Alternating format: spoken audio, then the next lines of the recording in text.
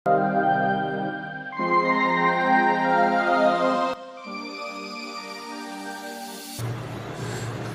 વિદ્યાર્થી મિત્રો, ફરી પુનઃ આપનું આપણી યુટ્યુબ ચેનલ બોલો પાઈમાં હાર્દિક સ્વાગત કરું છું। આજે આપણે ધોરણ 9માં આગળ વધવાનું છે। તો ધોરણ 9માં સ્વાધ્યાય 1.1 એમાં પ્રશ્ન નંબર 2 છે જોવાનો છે।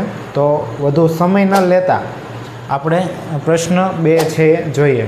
તો ચાલો, પ્રશ્ન 2 એવો છે કે 3 અને 4 વચ્ચેની, બરાબર, 3 અને 4 વચ્ચેની 6 સમય સંખ્યા કેટલી કીધી છે? તો કે 6 સમય સંખ્યા શોધો।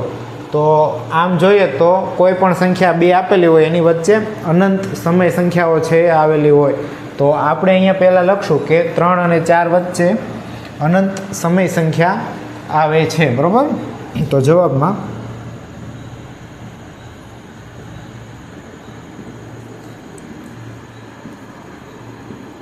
ત્રણ અને 4 વચ્ચે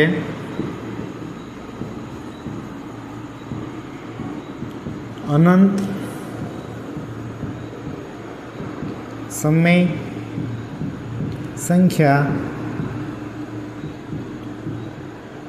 આવેલ છે અથવા તો આવે છે। હવે કઈ કઈ આવે એ આપણે શોધવી હોય તો એની માટે આપણે શું કરશું? તો કે 3 અને 4 એનો ગુણાકાર કરશું। કોની સાથે? તો કે અહીંયા 6 સમય સંખ્યા કીધું છે, તો જ્યારે 6 કીધું હોય તો 6 વત્તા 1 એટલે કેટલા થાય? તો કે 7 થાય। તો 7 વડે આપણે 3 અને 4ને ગુણશું અને ભાંગશું।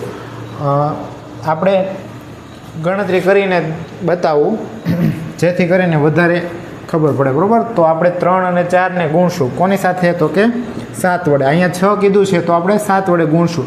અને જો અહીંયા બીજી કોઈ સંખ્યા કીધી હોય, જેમ કે 5 કીધી હોય, તો આપણે 5 વત્તા 1 બરાબર કેટલા થાય? તો કે 6। તો 6 વડે ગુણશું અને ભાંગશું।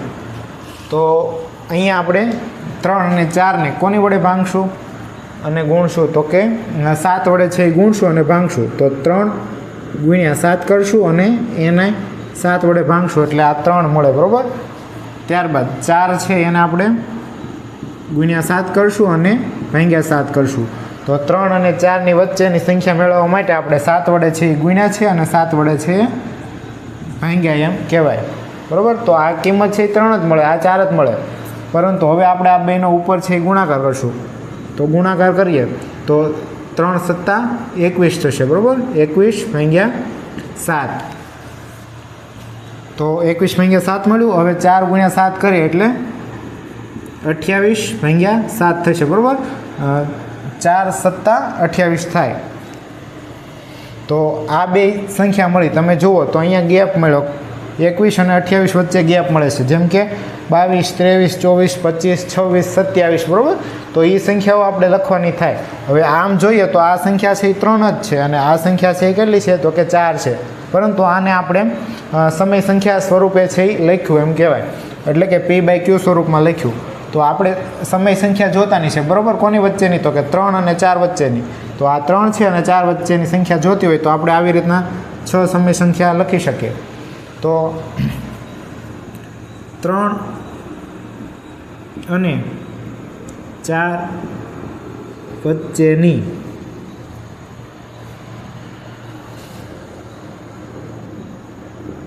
સમય સંખ્યા નીચે મુજબ મળે। કઈ કઈ મળશે? તો અહીંયા લખીએ આપણે પહેલાં તો 21 ભાંગ્યા 7 છે, બરાબર, એ નહીં લઈએ કેમ કે આપણે 3 અને 4 વચ્ચેની જોવે છે, બરાબર। 3 અને 4 વચ્ચેની, જો 3 અને 4 સાથે કીધું હોત તો આપણે 3 અને 4 લેત, બરાબર। પરંતુ અહીંયા આપણને શું કીધું? તો કે 3 અને 4 વચ્ચેની। તો આપણે 21/7 નહીં લઈએ, એનો જવાબ 3 આવે, બરાબર, એટલે એ નહીં લઈએ। તો આપણે કઈ લઈશું? તો કે 22 ભાંગ્યા 3, આ એક સંખ્યા મળી। ત્યારબાદ બીજી સંખ્યા કઈ મળે? તો કે 23, 22 પછી શું આવે? 23, 23 ભાંગ્યા, અહીંયા 3 નહીં આવે, 7 આવશે, 22 ભાંગ્યા 7, ત્યારબાદ 23 ભાંગ્યા 7, પછી 24 ભાંગ્યા 7, પછી 25 ભાંગ્યા 7, ત્યારબાદ 26 ભાંગ્યા 7 અને છેલ્લી 27 ભાગ્યા 7. તો અહીંયા આપણે જોઈ શકીએ કે આપણને કુલ 6 સમય સંખ્યાઓ મળી. કોની કોની વચ્ચેની? તો કે 3 અને 4 વચ્ચેની સમય સંખ્યા મળી. તો અહીંયા આપણે શું કર્યું? તો કે જે સંખ્યા કેટલી માગી હતી? તો કે 6 માગી હતી. તો આપણે 7 વડે ગુણ્યા અને 7 વડે ભાંગ્યા, બરાબર? 3ને અને 4ને તો ભાંગ્યા એટલે એનું સાદુરૂપ આપીએ એટલે 21 ભાગ્યા 7 આવે, 28 ભાગ્યા 7 આવે. હવે એની વચ્ચેની કિંમત આપણને મળે તો આપણે સેન્ટેન્સ લખ્યું કે 3 અને 4 વચ્ચેની સમય સંખ્યા નીચે મુજબ મળે. તો કઈ? તો કે 22 ભાગ્યા 7, 23 ભાગ્યા 7, 24 ભાગ્યા 7, 25 ભાગ્યા 7, 26 ભાગ્યા 7 અને 27 ભાગ્યા 7. તો અહીંયા આપણને 6 સમય સંખ્યા મળી 3 અને 4 વચ્ચેની. અહીંયા આપણે 3 અને 4 નથી લીધા, બરાબર? એટલે કે 21 ભાગ્યા 7 અને 28 ભાગ્યા 7 લીધા નથી. તો આ વચ્ચેની સમય સંખ્યાઓ મળી. તો મિત્રો આ વિડીયો છે